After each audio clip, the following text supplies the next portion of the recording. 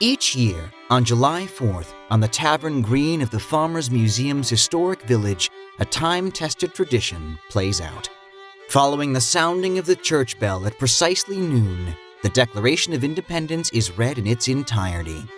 For the past 35 years, this foundational American document has been given in a stirring oration by local historian Tom Heitz, whose 36th consecutive performance can be seen in the Post from earlier today.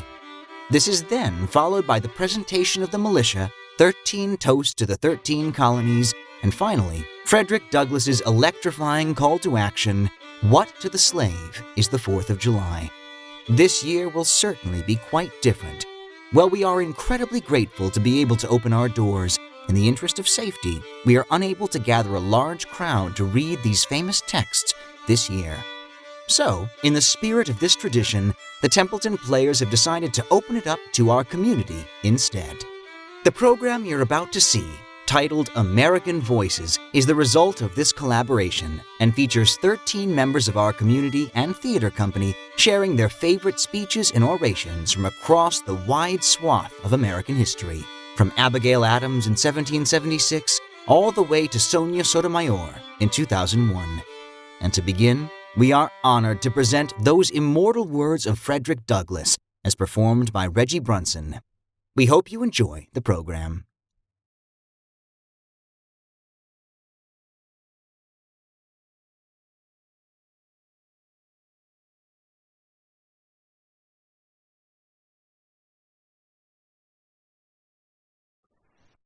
Friends and fellow citizens, he who can address the audience without a quailing sensation has stronger nerves than I have. I do not remember ever to have appeared as a speaker with greater distrust of my ability than I do this day. The papers and placards say that I am to deliver a 4th of July oration. The fact is, ladies and gentlemen, the distance between this platform and the slave plantation from which I escaped is considerable, and the difficulties overcome in getting from the latter to the former are by no means slight. That I am here today is to me a matter of astonishment as well as of gratitude. This is the 4th of July. It is the birthday of your national freedom and of your political freedom, and I am glad, fellow citizens, that your nation is so young. There is hope in the thought, and hope is much needed under the dark clouds which lower above the horizon. 76 years ago, the people of this country were British subjects. The style and title of your sovereign people in which you now glory was not then born. You were under the British crown. Feeling themselves harshly and unjustly treated by the home government, your fathers, like men of honesty and men of spirit, earnestly sought redress. They saw themselves treated with sovereign indifference, coldness, and scorn. Yet they persevered. They succeeded. And today you reap the fruits of their success. The freedom gained is yours, and you therefore may properly celebrate this anniversary. Pride and patriotism, not less than gratitude, prompt you to celebrate and to hold it in perpetual remembrance. I have said that the Declaration of Independence is the ring bolt to the chain of your nation's destiny. So indeed I regard it. The principles contained in that instrument are saving principles. Stand by those principles. Be true to them on all occasions, in all places, against all foes, and at whatever cost. Fellow citizens, I'm not wanting in respect for the fathers of this republic. The signers of the Declaration of Independence were brave men. They were peace men, but they preferred revolution to peaceful submission to bondage. They showed forbearance, but that they knew its limits. They believed in order, but not in the order of tyranny. With them, nothing was settled that was not right. With them, justice, liberty, and humanity were final, not slavery and oppression. You may well cherish the memory of such men. They were great in their day and generation. Their solid manhood stands out the more as we contrast it with these degenerate times. Their statesmanship looked beyond the passing moment and stretched away in strength into the distant future. They seized upon eternal principles and set a glorious example in their defense. Mark them. Americans are remarkably familiar with all facts which make in their own favor. This is esteemed by some as a national trait, perhaps a national weakness. It is a fact that whatever makes for the wealth or for the reputation of Americans and can be had cheap will be found by Americans. Fellow citizens, pardon me. Allow me to ask, why am I called upon to speak here today? What have I or those I represent to do with your national independence? Are the great principles of political freedom and natural justice embodied in that Declaration of Independence extended to us? I say it with a sad sense of the disparity between us. I am not included within the pale of this glorious anniversary. Your high independence only reveals the immeasurable distance between us. The blessings in which you this day rejoice are not enjoyed in common. The rich inheritance of justice, liberty, prosperity, and independence bequeathed by your fathers is shared by you, not by me. The sunlight that brought light and healing to you has brought stripes and death to me. This 4th of July is yours, not mine. You may rejoice. I must mourn. To drag a man in fetters into the grand illuminated temple of liberty and to call upon him to join you in joyous anthems were inhuman mockery and sacrilegious irony. Fellow citizens, above your national tumultuous joy, I hear the mournful wail of millions whose chains, heavy and grievous yesterday, are today rendered more intolerable by the jubilee shouts that reach them. My subject then, my fellow citizens, is American slavery. I shall see this day and its popular characteristics from the slave's point of view. Would you have me argue that man is entitled to liberty? That he is the rightful owner of his own body? You have already declared it. Must I argue the wrongfulness of slavery? What am I to argue? That it is wrong to make men brutes, to rob them of their liberty, to work them without wages, to keep them ignorant of their relations to their fellow men, to beat them with sticks, to flay their flesh with lash, to load their limbs with irons, to hunt them with dogs, to sell them at auction, to sunder their families, to starve them into obedience and submission to their masters? Must I argue that a system that marked with blood and stained with pollution is wrong?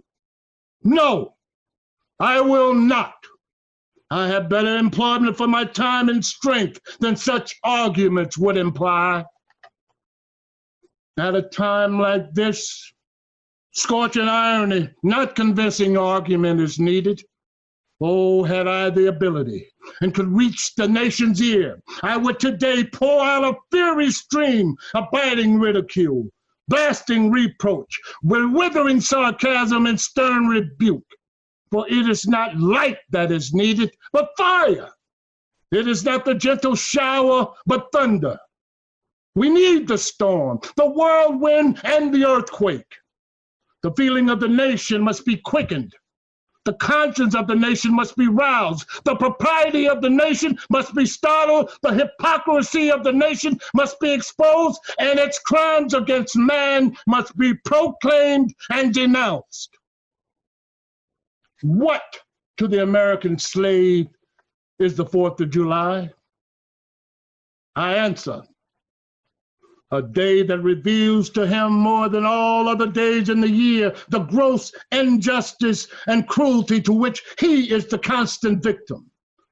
To him, your celebration is a sham. Your boasted liberty an unholy license. Your national greatness, swelling unity. Fellow citizens, this murderous traffic is today an active operation in this boasted republic. In the solitude of my spirit, I see clouds of dust raised on the highways of the South. I see the bleeding footsteps. I hear the doleful wail of fettered humanity on the way to the slave markets, where the victims are to be sold to the highest bidder.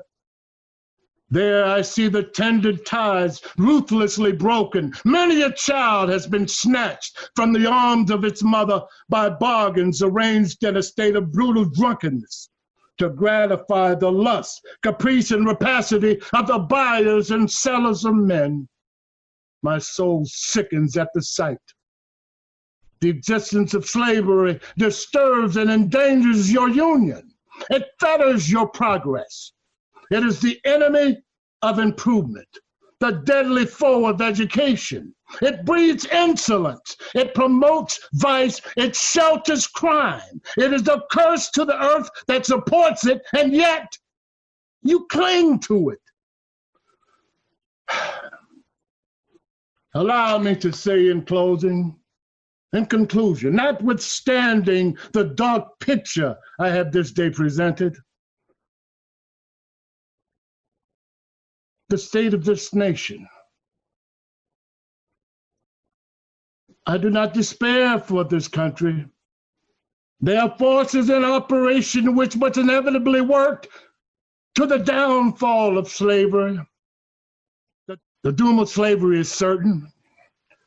I therefore leave off where I began, with hope and the fervent aspirations of William Lloyd Garrison.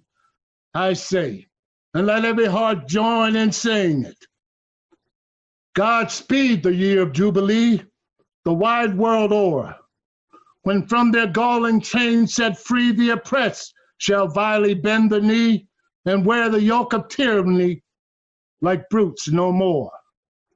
That year will come, and freedom's reign to man his plundered rights again restore.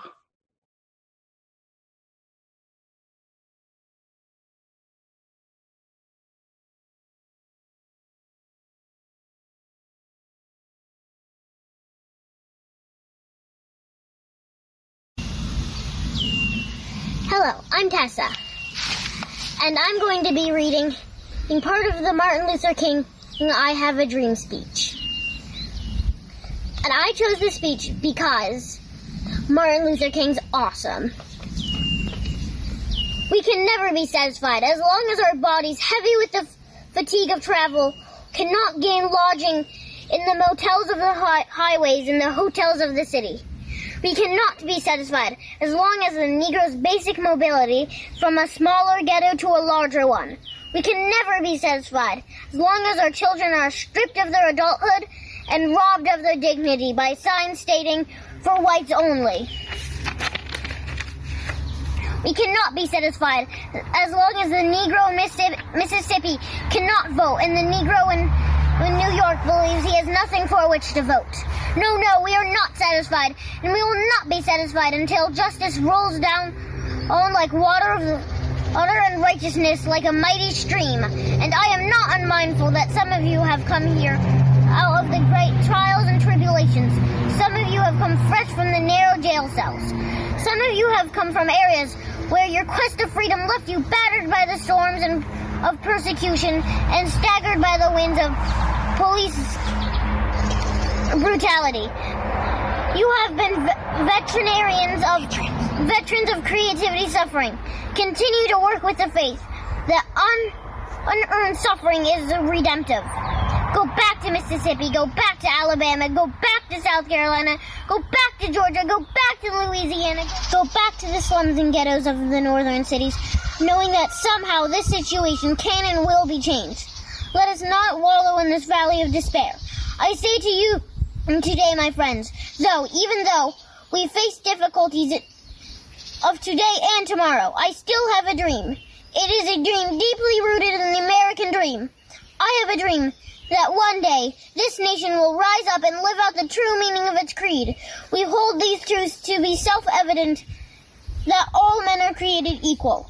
I have a dream that one day, on the red hills of Georgia, sons of former slaves and sons of former slave owners will be able to sit down together at the table of brotherhood. I have a dream that one day, even the state of Mississippi, a state swelling with the heat of injustice, swelling with the heat of oppression, will be transformed into an oasis of justice and freedom. I have a dream that my 4 little children will one day live in a nation where they will not be judged by the color of their skin, but of the contact of their character.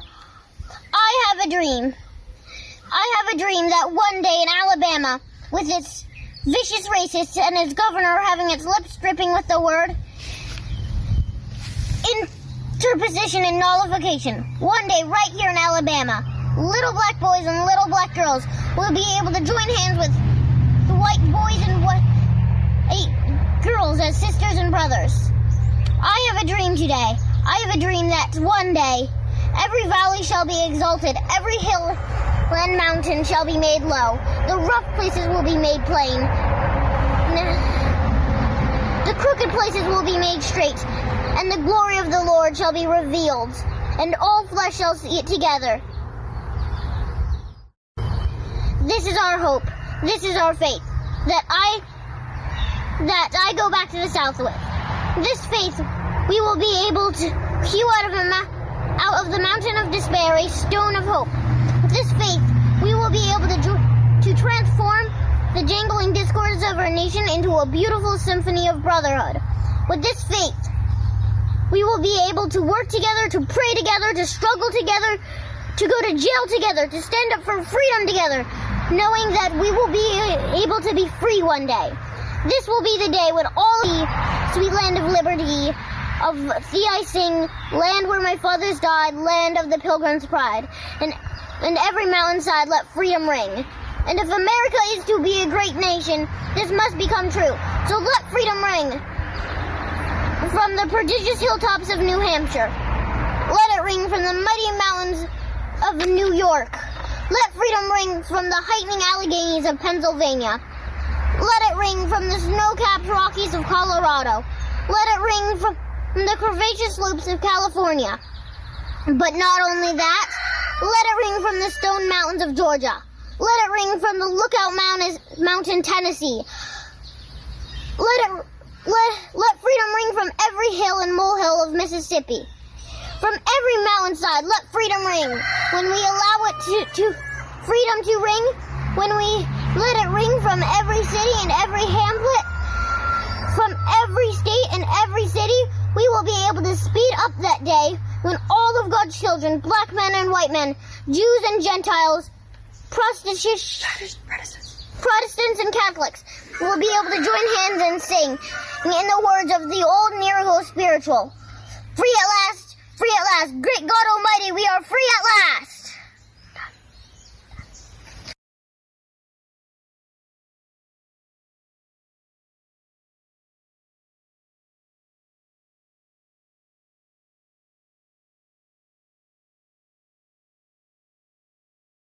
Hello, I am Lucretia Mott.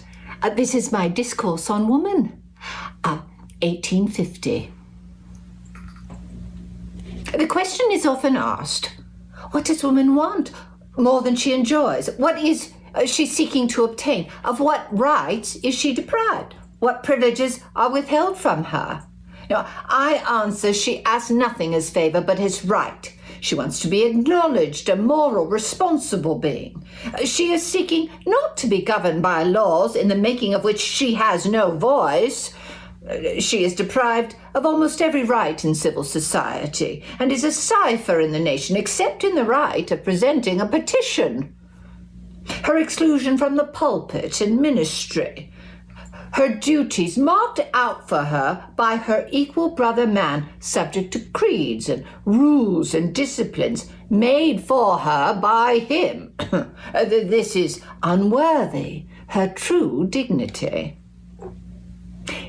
In how many cases in our society the husband and wife begin life together and by equal industry and united effort accumulate to themselves a comfortable home.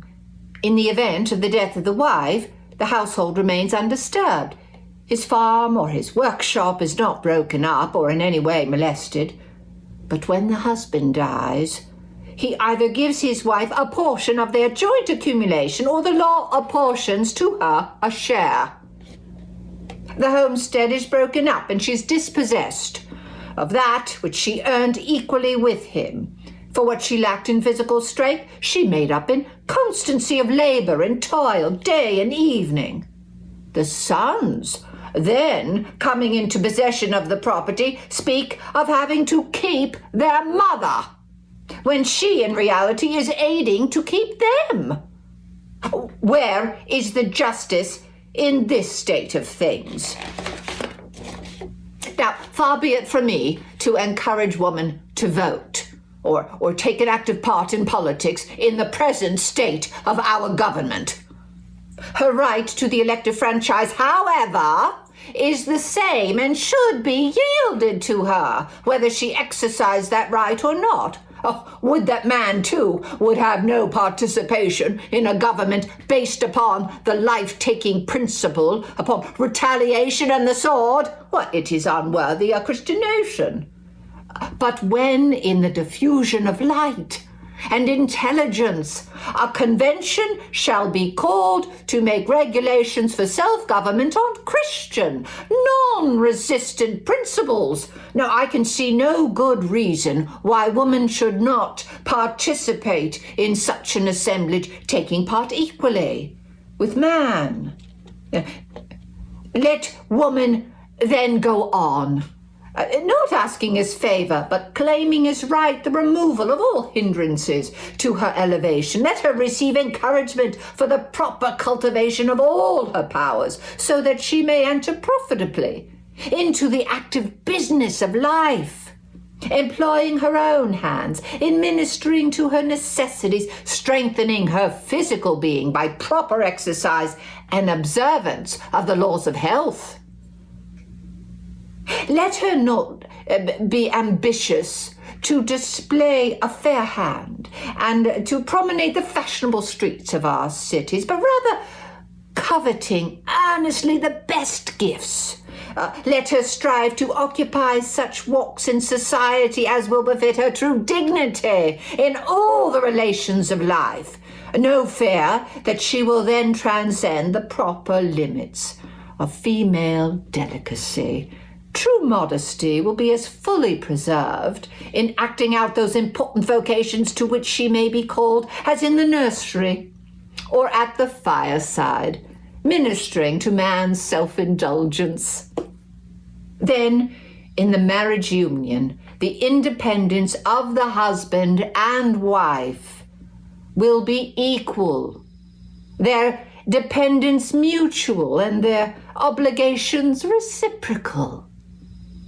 I would charge you to water the undying bud and give it a healthy culture and open its beauty to the sun.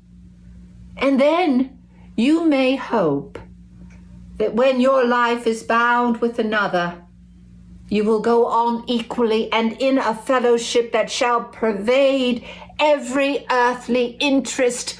Thank you.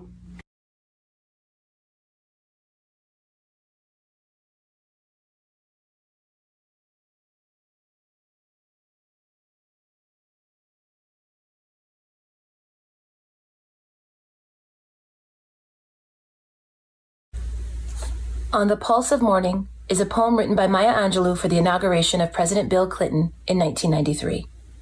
Admittedly, Angelou was sure that she would have trouble holding in her emotion for this poem that deals with the themes of unity, faith, and determination. I saw Maya Angelou speak once while in college. Her presence was strong, and I was filled with emotion and wept while she spoke. I felt as though she were talking to me. On the Pulse of Morning. A rock, a river, a tree, host to species long departed, marked the mastodon, the dinosaur, who left tokens of their sojourn here on our planet floor. Any broad alarm of their hastening doom is lost in the gloom of dust and ages. But today the rock cries out to us clearly, forcefully. Come, you may stand upon my back and face your distant destiny, but seek no haven in my shadow. I will give you no hiding place down here. You created only a little lower than the angels, have crouched too long in the bruising darkness, have lain too long face down in ignorance. Your mouths spilling words armed with slaughter. The rock cries out to us today. You may stand upon me, but do not hide your face. Across the wall of the world, a river sings a beautiful song. Come, rest here by my side, each of you, a bordered country, delicate and strangely made proud, yet thrusting perpetually under siege. Your armed struggles for profit have left collars of waste upon my shore, currents of debris upon my breast. Yet today I call you to my riverside, if you will study war no more. Come, clad in peace, and I will sing the songs the Creator gave to me when I and the tree and the rock were one. Before cynicism was a bloody sear across your brow, and when yet you knew, you still knew nothing. The river sang and sings on. There is a true yearning to respond to the singing river and the wise rock. So say the Asian, the Hispanic, the Jew, the African, the Native American, the Sioux, the Catholic, the Muslim, the French, the Greek, the Irish, the rabbi, the priest, the sheik, the gay, the straight, the preacher, the privileged, the homeless, the teacher. They hear. They all hear the speaking of the tree. Today, the first and the last of every tree speaks to humankind. Come to me, here beside the river. Plant yourself beside me, here beside the river. Each of you, descendant of some passed-on traveler, has been paid for. You, who gave me my first name, you, Pawnee, Apache, Seneca, you, Cherokee Nation, who rested with me, then forced on bloody feet, left me to the employment of other seekers, desperate for gain, starving for gold. You, the Turk, the Swede, the German, the Eskimo, the Scot, you, the Ashanti, the Yoruba, the Crew, bought, sold, stolen, arriving on a nightmare, praying for a dream. Here, root yourselves beside me. I am that tree planted by the river, which will not be moved. I, the rock, the river, I, the tree, am yours. Your passages have been paid. Lift up your faces. You have a piercing need for this bright morning dawning for you. History, despite its wrenching pain, cannot be unlived, but if faced with courage, need not be lived again. Lift up your eyes upon the day breaking for you. Give birth again to the dream. women, children, men. Take it into the palms of your hands. Mold it into the shape of your most private need.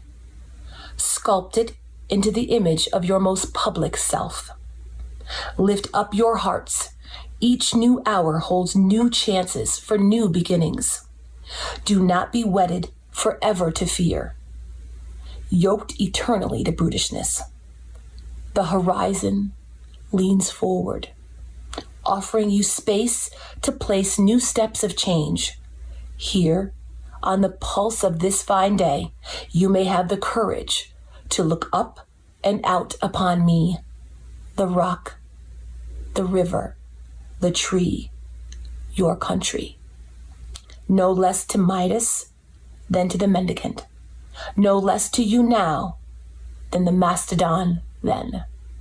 Here, on the pulse of this new day, you may have the grace to look up and out and into your sister's eyes, into your brother's face, your country, and say simply, very simply with hope, good morning.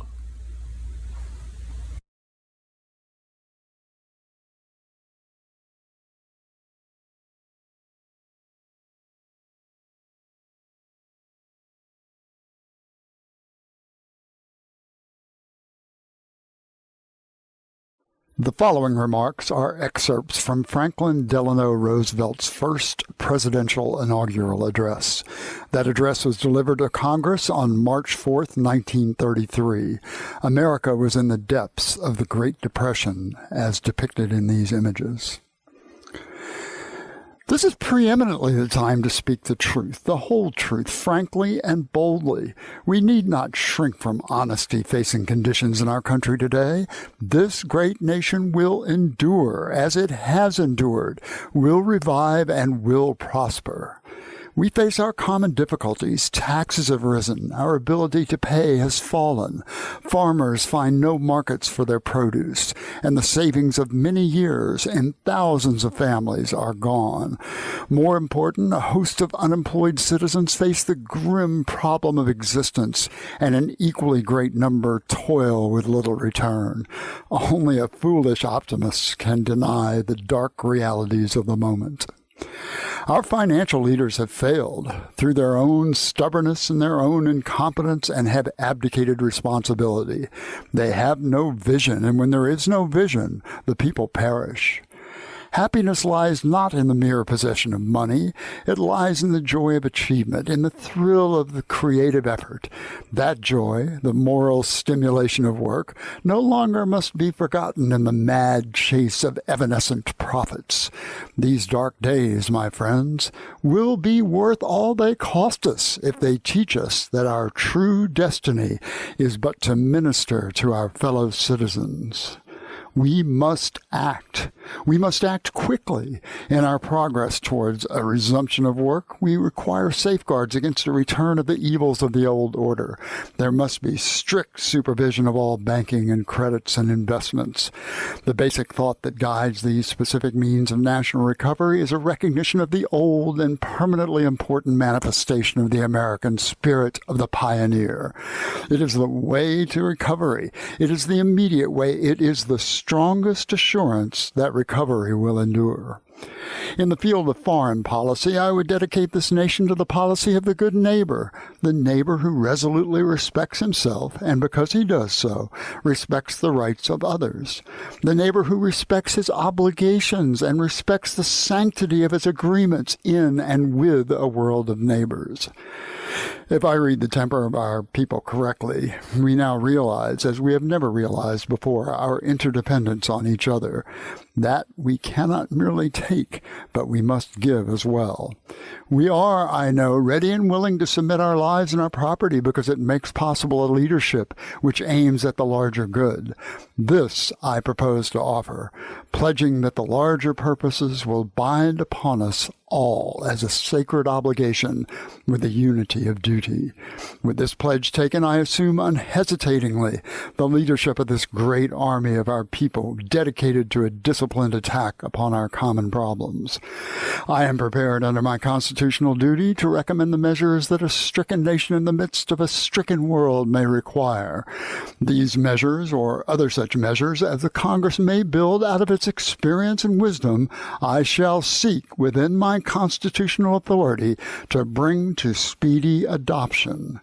For the trust reposed in me, I will return the courage and the devotion that befit the time. I can do no less. We face the arduous days that lie before us in the warm courage of national unity, with the clear consciousness of seeking old and precious moral values, with the clean satisfaction that comes from the stern performance of duty by young and old alike.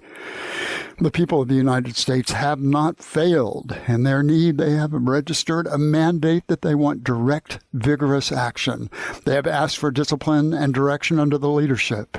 They have made me the present instrument of their wishes. In the spirit of that gift, I take it. In this dedication of a nation, we humbly ask the blessing of our Creator. May He protect and guide every one of us, and may He guide me in the days to come.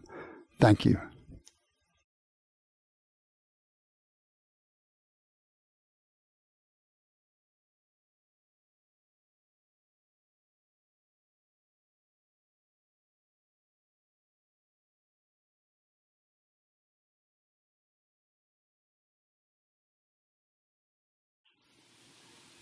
I would like to share with you Elizabeth Cady Stanton's declaration of sentiments, which she delivered at the Seneca Falls Convention in Seneca, New York, in July of 1848.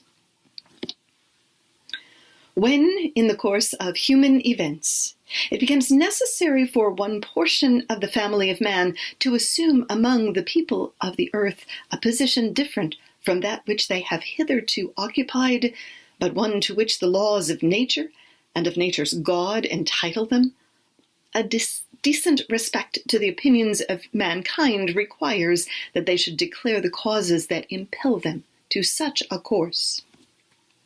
We hold these truths to be self-evident, that all men and women are created equal, that they are endowed by their Creator with certain inalienable rights, that among these are life, liberty, and the pursuit of happiness.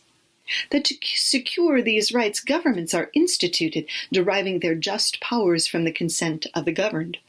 Whenever any form of government becomes destructive of these ends, it is the right of those who suffer from it to refuse allegiance to it, and to insist upon the institution of a new government, laying its foundation on such principles and organizing its powers in such form as to them shall seem most likely to effect their safety and happiness.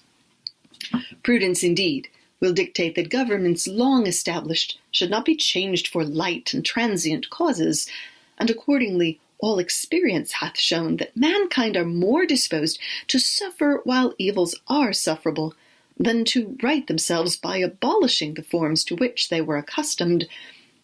But when a long train of abuses and usurpations, pursuing invariably the same object, evinces a design to reduce them under absolute despotism, it is their duty to throw off such government and to provide new guards for their future security. Such has been the patient sufferance of the women under this government, and such is now the necessity which constrains them to demand the equal station to which they are entitled. The history of mankind is a history of repeated injuries and usurpations on the part of man toward woman, having in direct object the establishment of an absolute tyranny over her. To prove this, let facts be submitted to a candid world. He has never permitted her to exercise her inalienable right to the elective franchise. He has compelled her to submit to laws in the formation of which she had no voice. He has withheld from her rights which are given to the most ignorant and degraded men, both natives and foreigners.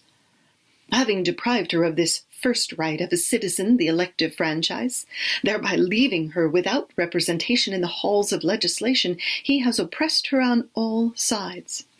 He has made her, if married in the eye of the law, civilly dead, He has taken from her all right in property, even to the wages she earns. He has made her morally an irresponsible being, as she can commit many crimes with impunity, provided they be done in the presence of her husband.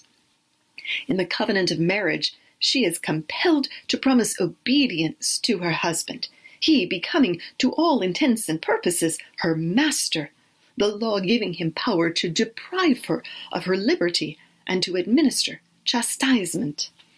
He has so framed the laws of divorce as to what shall be the proper causes, and, in case of separation, to whom the guardianship of the children shall be given, as to be wholly regardless of the happiness of women, the law in all cases going upon a false supposition of the supremacy of man, and giving all power into his hands.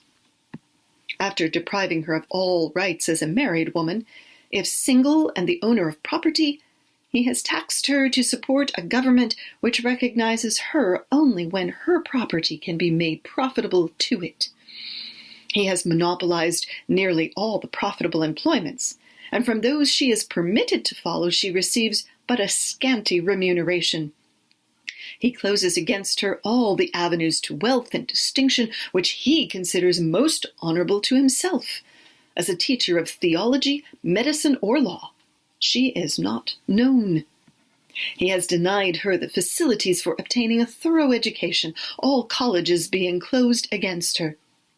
He allows her in church as well as state, but a subordinate position, claiming apostolic authority for her exclusion from the ministry, and with some exceptions, from any public participation in the affairs of the church.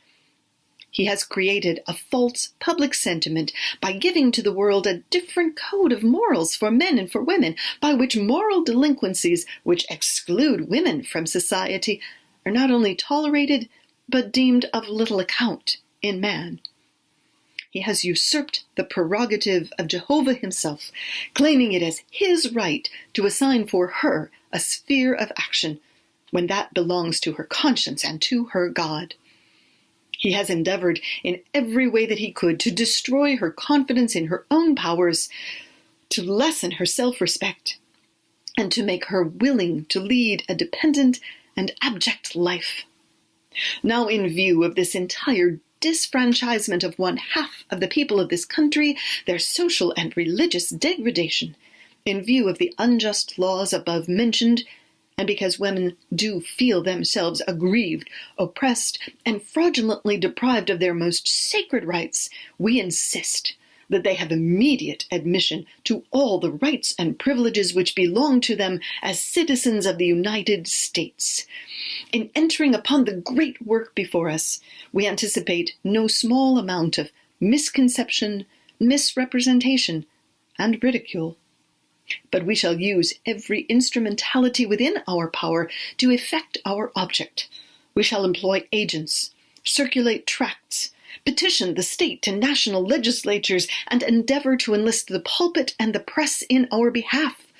We hope this convention will be followed by a series of conventions embracing every part of the country.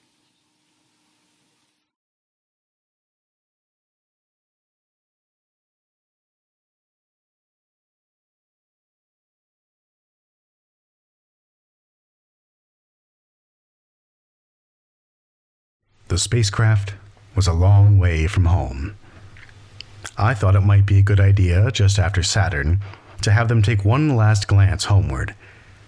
From Saturn, I knew the Earth would appear too small for Voyager to make out any detail. Our planet would be just a point of light, a lonely pixel hardly distinguishable from the many other points of light Voyager could see, nearby planets and far-off suns. But precisely because of the obscurity of our world thus revealed, such a picture might be worth having. So here they are, a mosaic of squares laid down on top of the planets and a background smattering of more distant stars. Because of the reflection of sunlight off the spacecraft, the Earth seems to be sitting in a beam of light, as if there were some special significance to this small world. But it's just an accident of geometry and optics.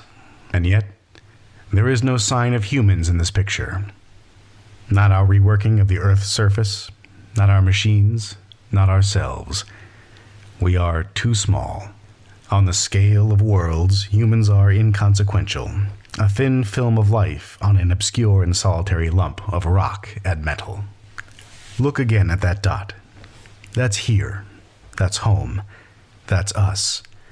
On it, everyone you love, everyone you know, everyone you ever heard of, every human being who ever was, lived out their lives. The aggregate of our joy and suffering, thousands of confident religions, ideologies, and economic doctrines, every hunter and forager, every hero and coward, every creator and destroyer of civilization, every king and peasant, every young couple in love, every mother and father, hopeful child, inventor and explorer, every teacher of morals, every corrupt politician, every superstar, every supreme leader, every saint and sinner in the history of our species live there, on a mote of dust, suspended in a sunbeam. The earth is a very small stage in a vast cosmic arena. Think of the rivers of blood spilled by all those generals and emperors so that, in glory and triumph, they could become the momentary masters of a fraction of a dot. Think of the endless cruelties visited by the inhabitants of one corner of this pixel on the scarcely distinguishable inhabitants of some other corner. How frequent their misunderstandings, how eager they are to kill one another, how fervent their hatreds. Our posturings, our imagined self-importance, the delusion that we have some privileged position in the universe, are challenged by this point of pale light. Our planet is a lonely speck in the great enveloping cosmic dark. In our obscurity, in all this vastness, there is no hint that help will come from elsewhere to save us from ourselves. It has been said that astronomy is a humbling and character-building experience. There is perhaps no better demonstration of the folly of human conceits than this distant image of our tiny world. To me, it underscores our responsibility to deal more kindly with one another, and to preserve and cherish the pale blue dot, the only home we've ever known.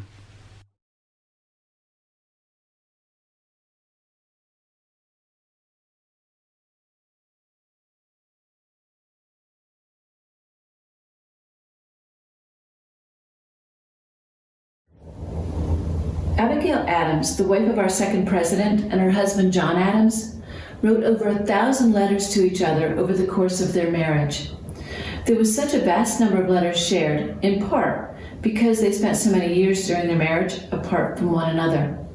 In 1776, while John and other colonial leaders were meeting in Philadelphia in the Second Continental Congress to frame the government for the new United States, Abigail wrote a letter to her husband in which she urges him to remember the ladies.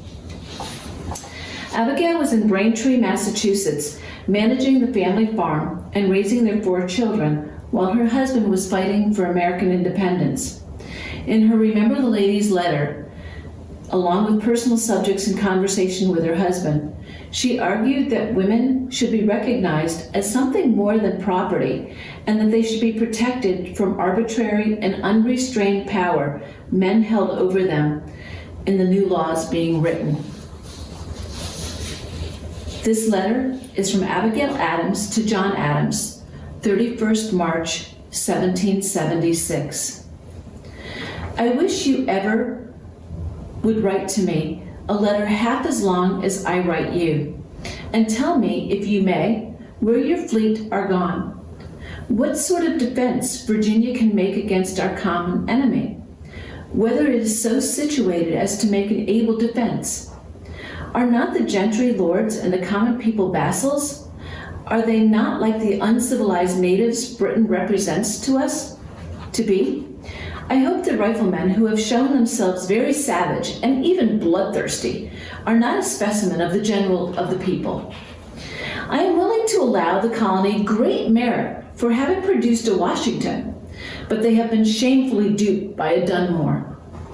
I've sometimes been ready to think that the passion for liberty cannot be equally strong in the breast of those who have been accustomed to deprive their fellow creatures of theirs.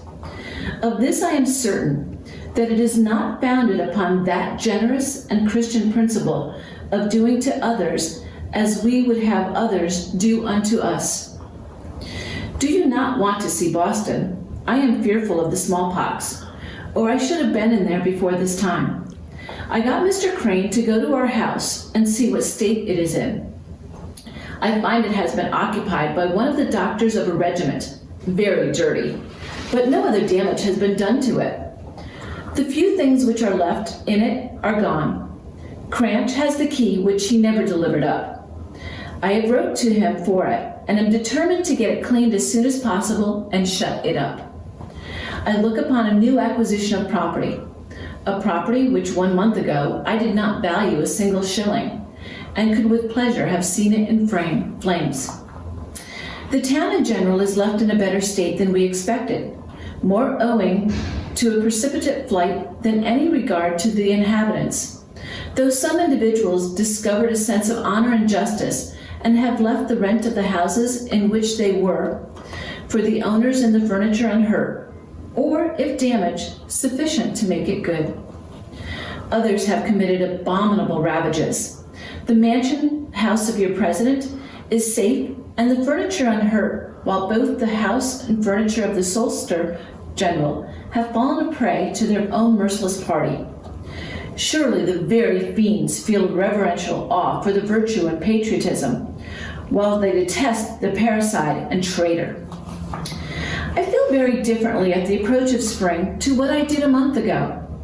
We knew not when we could plant or sow with safety, whether when we had toiled we could reap the fruits of our own industry, whether we could rest in our own cottages, or whether we should not be driven from the seacoast to seek shelter in the wilderness. But now we feel as if we might sit under our own vine and eat the good of the land. I feel a gaieté du corps to which I was before a stranger. I think the sun looks brighter, the birds sing more melodiously, and nature puts on a more cheerful countenance. We feel a temporary peace, and the poor fugitives are returning to the deserted inhabitants. Though we felicitate ourselves, we sympathize with those who are trembling, lest the lot of Boston should be theirs. But they cannot be in similar circumstances unless pusillanimity and cowardice should take possession of them. They have time and warning given them to see the evil and shun it. I long to hear that you have declared an independency. And by the way, in the new code of laws, which I suppose will be necessary for you to make, I desire that you would remember the ladies and be more generous and favorable to them than your ancestors. Do not put such unlimited power into the hands of the husbands. Remember, all men would be tyrants if they could. If particular care and attention is not paid to the ladies, we are determined to form a rebellion and will not hold ourselves bound by any laws in which we have no voice or representation. That your sex are naturally tyrannical is a truth, so thoroughly established as to admit of no dispute. But such of you as wish to be happy willingly give up the harsh title of master for the more tender and endearing one of friend. Why then not put it out of the power of the vicious and the lawless to use us with cruelty and indignity with impunity? Men of sense in all ages abhor those customs which treat us only as the vassals of your sex. Regard us then as beings placed by Providence under your protection and in imitation to the Supreme Being, making the use of that power only for our happiness. Abigail Adams' letter to her husband was basically the first argument for women's rights. Abigail went on to be not only the wife of a president of the United States, but also the mother of the 6th president of the United States when her son became our American president. Barbara Bush is the only other first lady to have had the privilege of having both a husband and son serve in the White House. Thank you.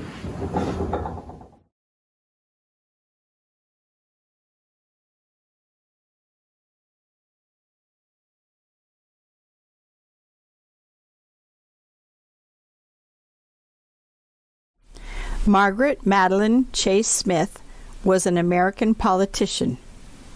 A member of the Republican Party, she was the first woman to serve in both houses of the United States Congress, and the first woman to represent Maine in either.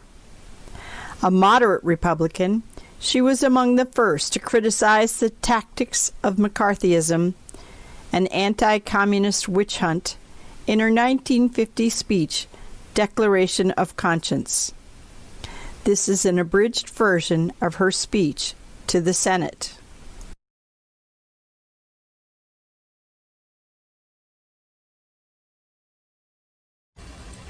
Declaration of Conscience.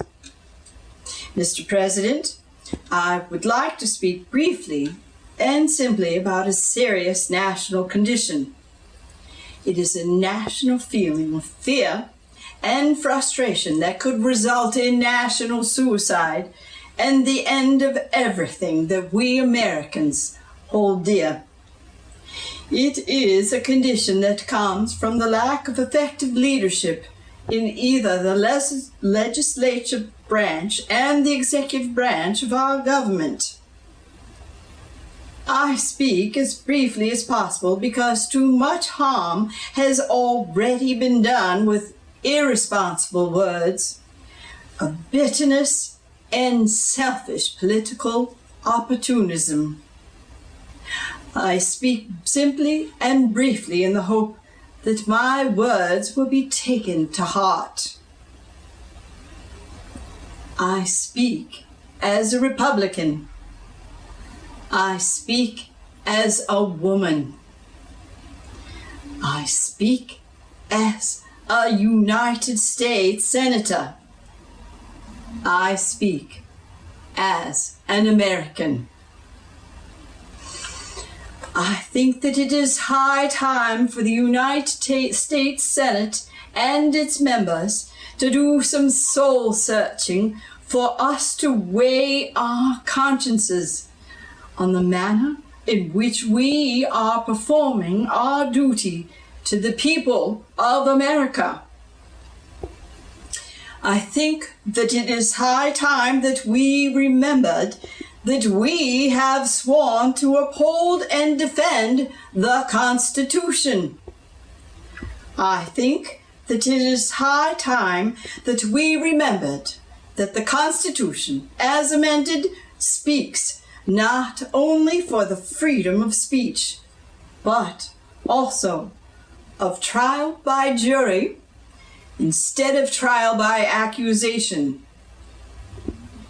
Those of us who shout the loudest about Americanism in making character assassinations are all too frequently those who, by our own words and acts, ignore some of the basic principles of Americanism. The right to criticize, the right to hold unpopular beliefs, the right to protest, the right of independent thought. Today, our country is being psychologically divided by the confusions and the suspicions that are bred in the United States Senate to spread like cancerous tentacles of know nothing, suspect everything attitudes. The American people are tired and sick of seeing innocent people smeared and guilty people whitewashed. The nation sorely needs a Republican victory, but I don't want to see the Republican Party ride to political victory on the 4 horsemen of calumny: fear, ignorance, bigotry, and smear. As a woman, I wonder how the mothers, wives, sisters, and daughters feel about the way in which the members of their families have been politically mangled in Senate debate. And I use the word debate advisedly. As a United States Senator, I am not proud of the way the Senate has been made a rendezvous for vilification, for selfish political gain at the sacrifice of individual reputations and national unity. As an American, I am shocked at the way Republicans and Democrats alike are playing directly into the communist design of confuse, divide, and conquer. As an American, I don't want a Democratic administration whitewash or cover up any more than I want a Republican smear or witch hunt.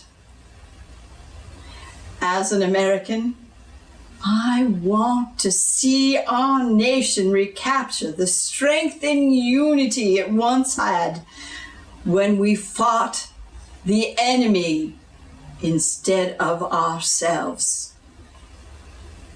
It is with these thoughts I have drafted what I call a declaration of conscience. Declaration of Conscience. 1. We are Republicans, but we are Americans first. It is as Americans that we express our concern with the growing confusion that threatens the security and stability of our country. Democrats and Republicans alike have contributed to that confusion.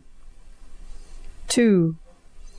The Democratic administration has initially created the confusion by its lack of effective leadership, by its contradictory grave warnings and optimistic assurances, by its complacency to the threat of communism here at home, by its oversensitiveness to rightful criticism, by its petty bitterness against its critics.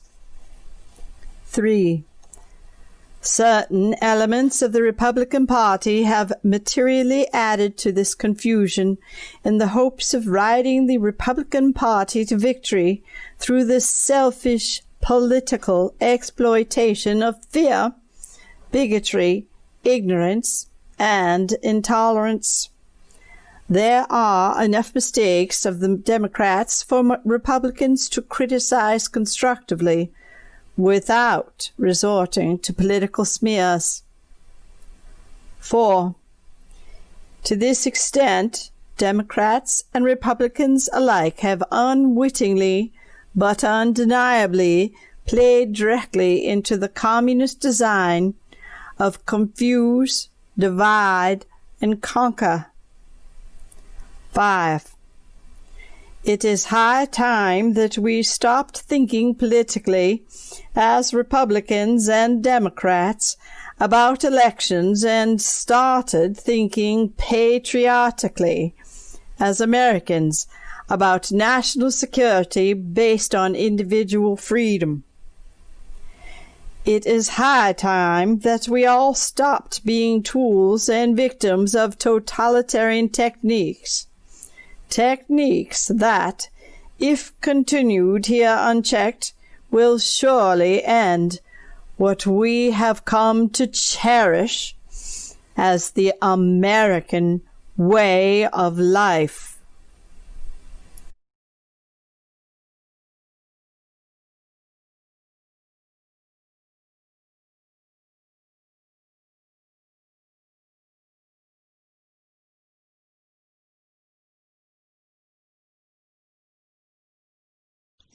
Hello, this speech is from Sonia Sotomayor, Supreme Court nominee, from her speech at Berkeley Law in 2001.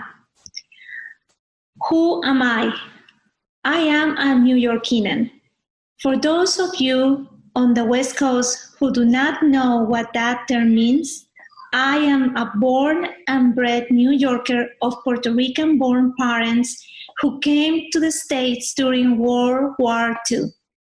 Like many other immigrants to this great land, my parents came because of poverty and to attempt to find and secure a better life for themselves and the family that they hoped to have. They largely succeed. For that, my brother and I are very grateful.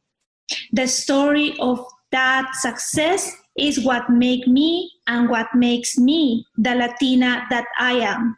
The Latina side of my identity was forged and closely nurtured by my family through our shared experience and traditions.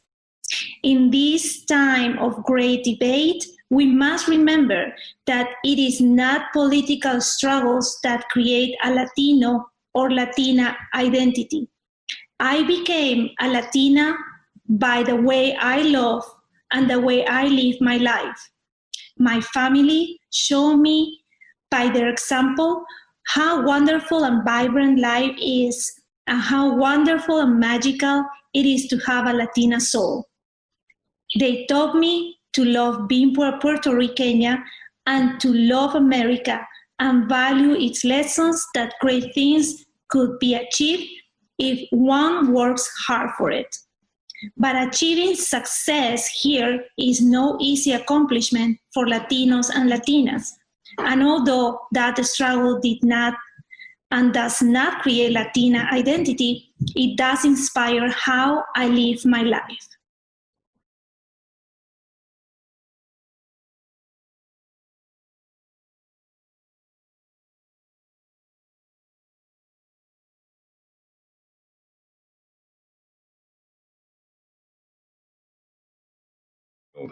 It was a dedication of the cemetery that had been constructed for the dead at Gettysburg. And it was laid out like a classic Greek cemetery because we were in the middle of the Greek revival in the United States. The keynote speaker was the famous orator, Edward Everett, who spoke for 2 hours. And when he finished, Lincoln was asked to say a few words to dedicate the cemetery. Lincoln began the speech on White House stationery a couple of days before he left for Gettysburg. He finished on the train in his room that night. He was also ill, which may have been the beginnings of a case of smallpox. And they are now probably, in some ways, the most famous speech in American history. For a better understanding of Lincoln's influence on American history with this speech, I recommend reading the book Lincoln at Gettysburg by Gary Wills, which was published in 1992, and for which Wills won the Pulitzer Prize in nonfiction in 1993. 77 years ago, our fathers brought forth on this continent a new nation, conceived in liberty and dedicated to the proposition that all men are created equal. Now we're engaged in a great civil war, testing whether that nation or any nation so conceived and so dedicated can long endure. We are met on a great battlefield of that war. We have come to dedicate a portion of that field as a final resting place for those who here gave their lives that that nation might live. It is altogether fitting and proper that we should do so. But in a larger sense, we cannot dedicate, we cannot consecrate, we cannot hallow this ground. The brave men, living and dead, who struggled here have consecrated it far above our poor power to add or detract. The world will little note nor long remember what we say here, but it can never forget what they did here. It is for us, the living, rather, to be dedicated here to the unfinished work which they who fought here have thus far so nobly advanced. It is rather for us to be here dedicated to the great work, the great task remaining before us, that from these honored dead, we take increased devotion to that cause for which they gave the last full measure of devotion. That we here highly resolve that these dead shall not have died in vain, that this nation, under God, shall have a new birth of freedom, and that government of the people, by the people, and for the people shall not perish from the earth.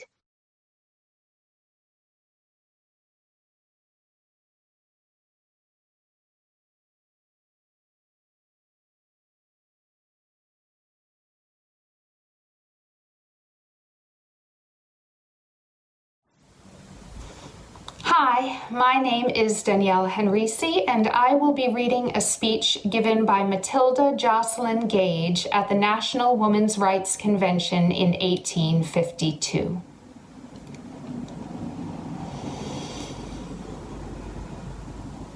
This convention has assembled to discuss the subject of women's rights and form some settled plan of action for the future. While so much is said of the inferior intellect of woman, it is, by a strange absurdity, conceded that very many eminent men owe their station in life to their mothers. To those who say women do not desire their rights or think they have them already, I would say, converse with any intelligent woman on the subject, and you will not find them indifferent. Woman feels deeply, keenly, her degradation, but is bound by the iron hand of custom which so long has exercised tyrant rule over her. An ignorant woman is virtually in the same condition as the peasant who thinks it right that a king shall rule over him. And to keep him content, he is made to believe it would be blasphemy and treason in him to call in question this right. The question is, how can this mental and moral lethargy which now binds the generality of women be shaken off? They are educated to a state of entire dependence, taught before marriage to expect a support from their fathers and after from their husbands, to suppress their convictions if contrary to those of their fathers, brothers, and husbands, and to allow others to act for them. This state of listlessness follows as a natural consequence. Being placed in a position compelling them to act has caused many persons to discover talents in themselves they were before unaware of possessing. Great emergencies produce great leaders, seemingly fitted by Providence, while it is but the arousing of some energy hitherto dormant. Those who fear woman's incapacity to cope with the trials of life should consider what is now actually thrust upon her by existing customs. Thousands of women are driven to a life of pollution by the insufficiency of wages in those departments of labor which she is legitimately permitted to enter. Although our country makes great professions in regard to general liberty, yet the right to particular liberty, natural equality, and personal independence of two great portions of this country is treated from custom with the greatest contempt. And color in the one instance, and sex in the other, are brought as reasons why they should be so derided.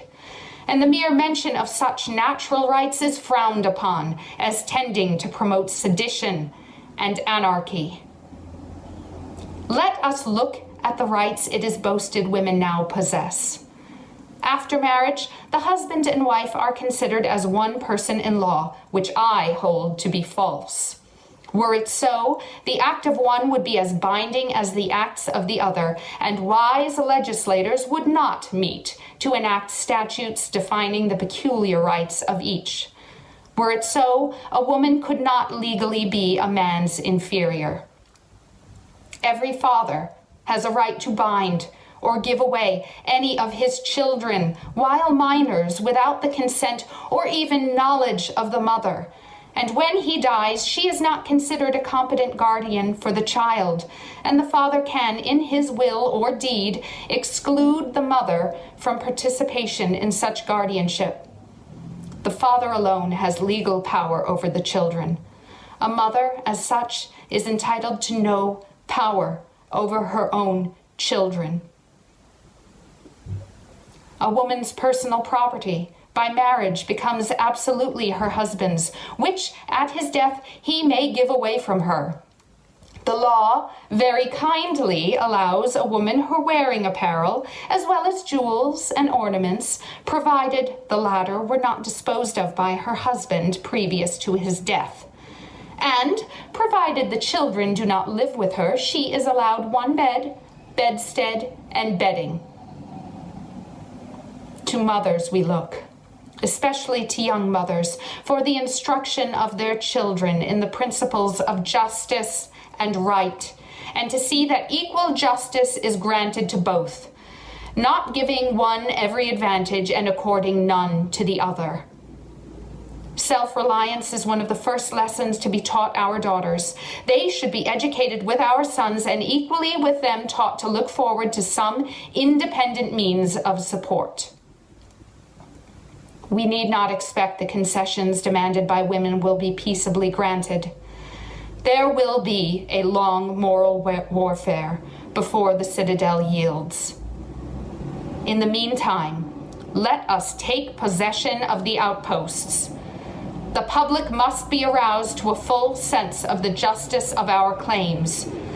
Beside the duty of educating our children so as to make the path of right easy to their feet is that of discussion, newspaper articles, petitions.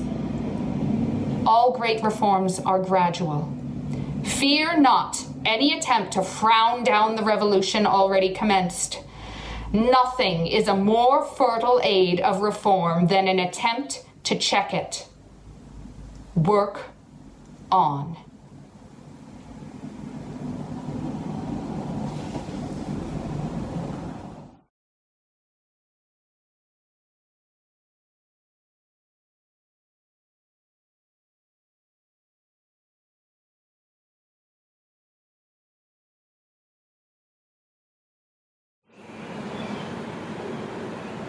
While the nation is buoyant with patriotism and all hearts are attuned to praise, it is with sorrow we come to strike this one discordant note on this 100th anniversary of our country's birth.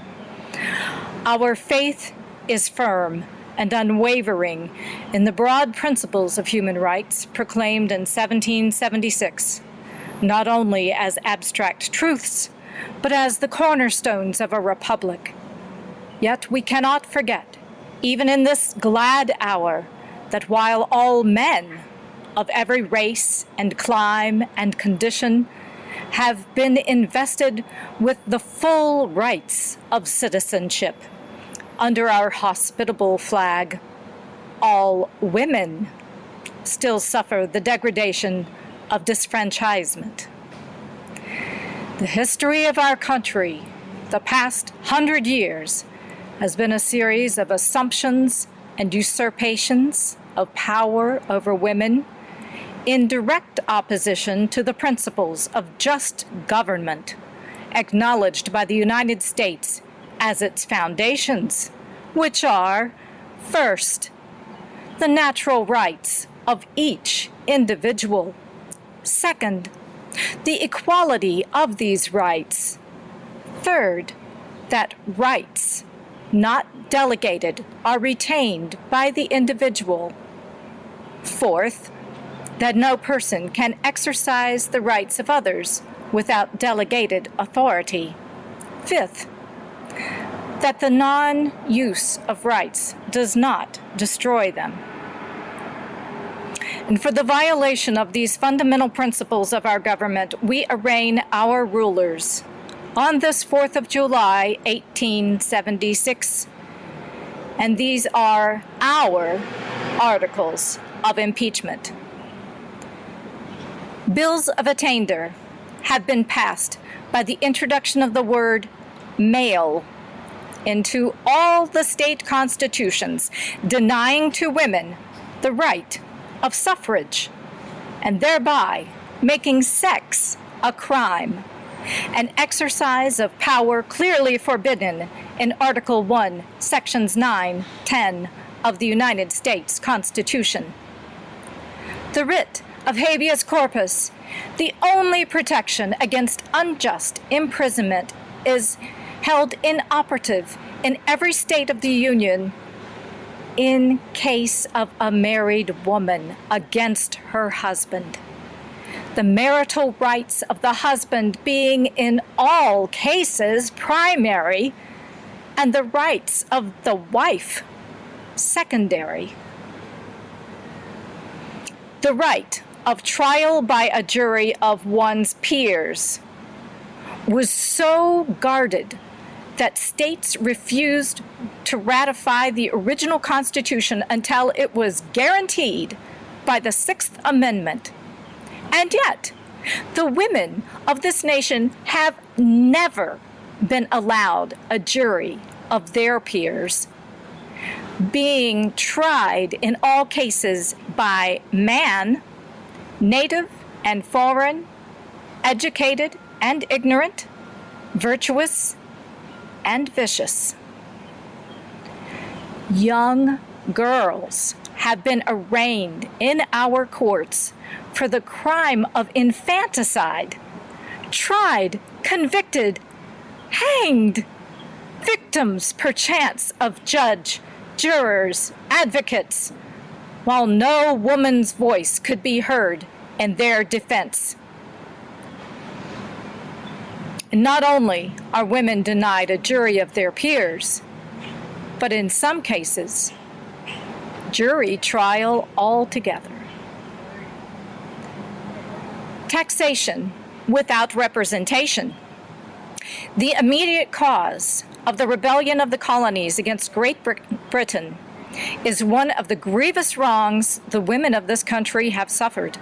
And moreover, we are taxed to support the very legislators and judges who make laws and render decisions adverse to women.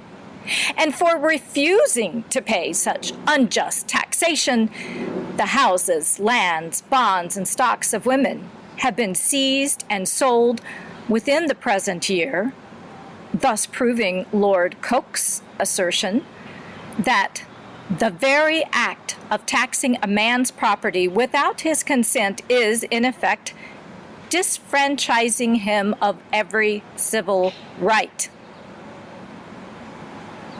Unequal codes for men and women. Held by law, a perpetual minor, deemed incapable of self-protection, even in the industries of the world, woman is denied equality of rights. The fact of sex, not the quantity or quality of work in most cases, decides the pay of the position. And because of this injustice, thousands of fatherless girls are compelled to choose between a life of shame and starvation.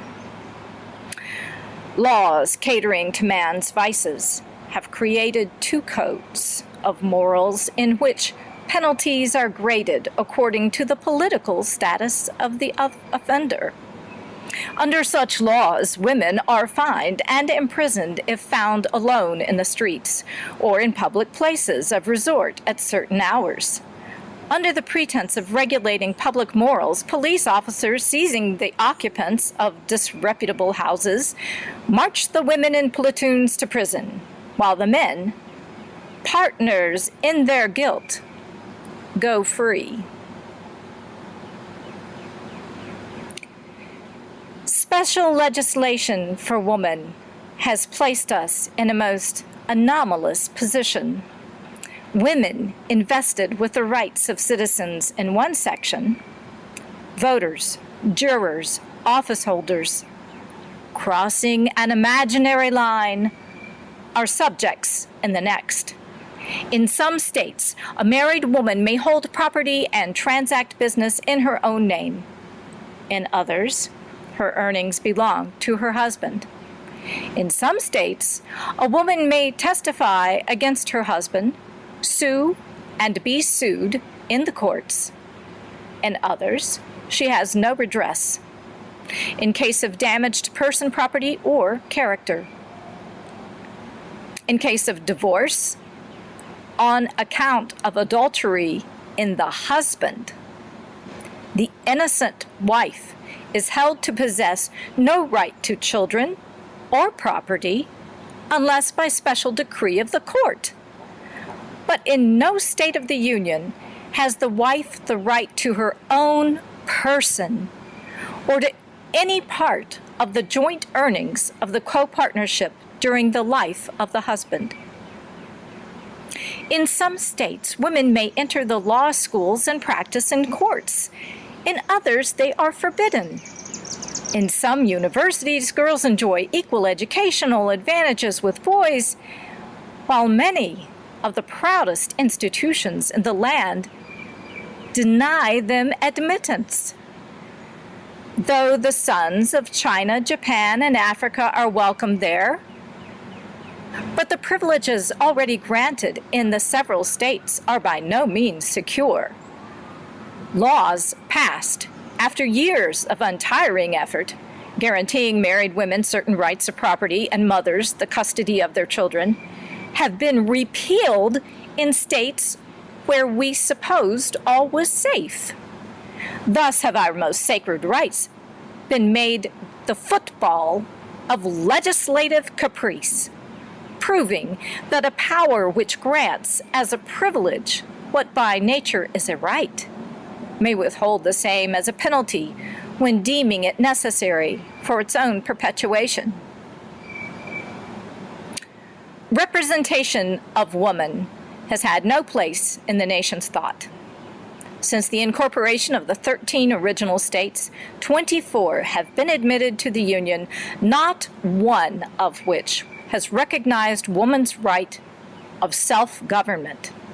On this birthday of our national liberties, July 4th, 1876, Colorado, like all her elder sisters, comes into the Union with the invidious word male in her Constitution.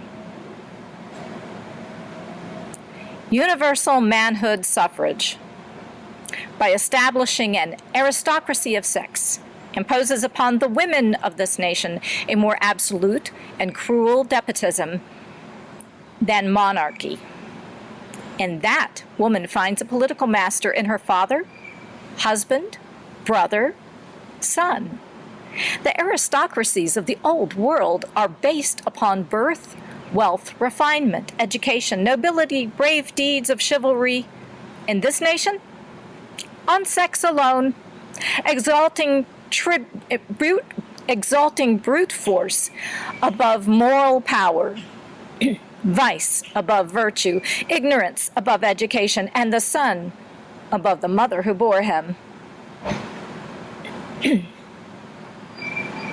The judiciary above the nation has proved itself but the echo of the party in power, by upholding and enforcing laws that are opposed to the spirit and letter of the Constitution. When the slave power was dominant, the Supreme Court decided that a black man was not a citizen because he had not the right to vote. And when the Constitution was so amended as to make all persons citizens, the same High Tribunal decided that a woman, though a citizen, had not the right to vote. Such vacillating interpretations of constitutional law unsettle our faith in judicial authority and undermine the liberties of the whole people. These articles of impeachment against our rulers we now submit to the impartial judgment of the people. To all these wrongs and oppressions, woman has not submitted in silence and resignation. From the beginning of the century, when Abagail Adams, the wife of one president and the mother of another, said, "We will not hold ourselves bound to obey laws in which we have no voice of representation." If these rights are ignored in the case of one half the people, the nation is surely preparing for its downfall. And now, at the close of 100 years, as the hour hand of the great clock that marks the centuries points to 1876, we declare our faith in the principles of self-government, our full equality with man in natural rights, that woman was made first for her own happiness, with the absolute right to herself, to all the opportunities and advantages life affords for her complete development. And we deny that dogma of the centuries, incorporated in the codes of all nations, that woman was made for man, her best interests in all cases to be sacrificed to his will. We ask our rulers at this hour no special favors, no special privileges, no special legislation. We ask justice. We ask equality. We ask that all the civil and political rights that belong to citizens of the United States be guaranteed to us and our daughters forever.